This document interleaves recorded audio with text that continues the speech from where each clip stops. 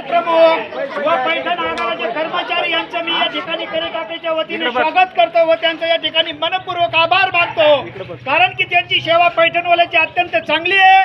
पण या ठिकाणी शेवगाव आगार प्रमुख व पाथर्डी आगार प्रमुख यांच्या ठिकाणी मी निषेध व्यक्त करतो व त्यांचा धिक्कार व्यक्त करतो। या ठिकाणी शेवगाव आगार प्रमुखांच्या या ठिकाणी वेळेवर येण्याचं काम त्यांचं पाहिजे होतं, पोलीस प्रशासनाचं येण्याचं काम वेळेवर पाहिजे होतं, पण या ठिकाणी कोणीही अधिकारी आलेले नाहीयेत। हे काय आमचे काही आंदोलन आहे, रस्ता रोको आहे, हे काय वैयक्तिकसाठी नाही आहे, वैयक्तिक घरासाठी नाही आहे, आज हे लेकरा बाळासाठी आहे।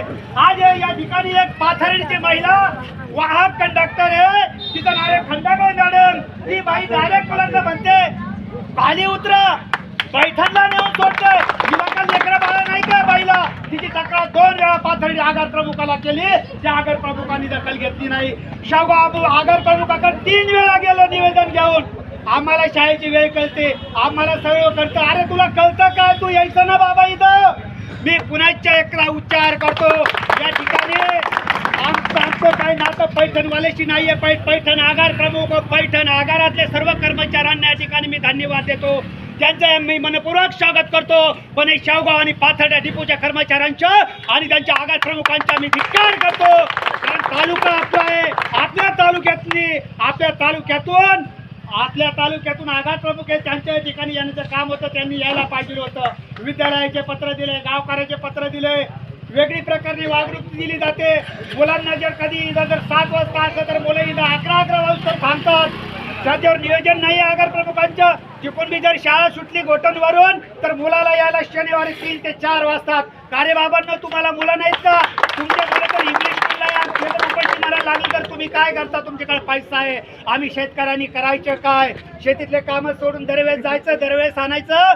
आमची एक विनंती आहे माझी गावकऱ्याच्या वतीने, अजून काही शेवगाव आगार प्रमुख आले नाही आणि ते येऊस्तर त्यांच्याकडून लेखी घेऊस्तर या ठिकाणी आम्ही आंदोलन काही सोडणार नाहीये। त्यांना येऊ द्या, त्यांच्याशी व्यवस्थित आपण चर्चा करू आणि त्यांच्याकडून लेखी घेतल्या बिगर आपण काही सोडवणारच नाहीये। प्रत्येक गोष्टीत या गोष्टीला झालेत कमीत कमी 2 ते 3 वर्ष। काम सांगतो तिथं आगार प्रमुखाकडे गेलो, आगार प्रमुख असे शेवगावच्या गाळे कबाट डोक्याला पेन लावणार आणि बसणार, पाहू करू काय करू, काहीतरी ऍक्शन घ्या ना बाबा। तहसीलदारकडे गेलं तर तहसीलदार 10 मिनिटात अधिकाऱ्याला बोलतो, बाबा हा माणूस कशाला आला, याचं काम कर, तुमचं काम आहे हा। त्याच्यामुळं मी सांगतो इथून कोणी जायचं नाही, यायचं नाही। पैठणवाल्यावर अजिबात रोष काढायचा नाहीये, फक्त शेवगाव पाथर्डीवर रोष काढायचा।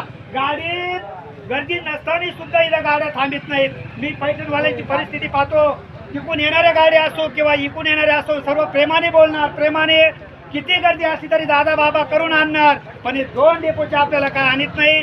त्याच्यामुळे आता अधिकाऱ्यांना आले की आपण कसल्याच प्रकारे काही सोडणार नाही। पोलीस कर्मचारी आगार प्रमुख यांना भाग होतं, पण ते काय आले नाही, येतील, वेळ लागेल।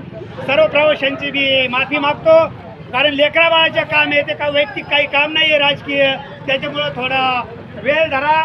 आणि मी एवढंच बोलतो, आगार प्रमुखाला कुठल्याही प्रकारे करणार नाही। धन्यवाद। ताते भाऊ तुम आगे बढ़े।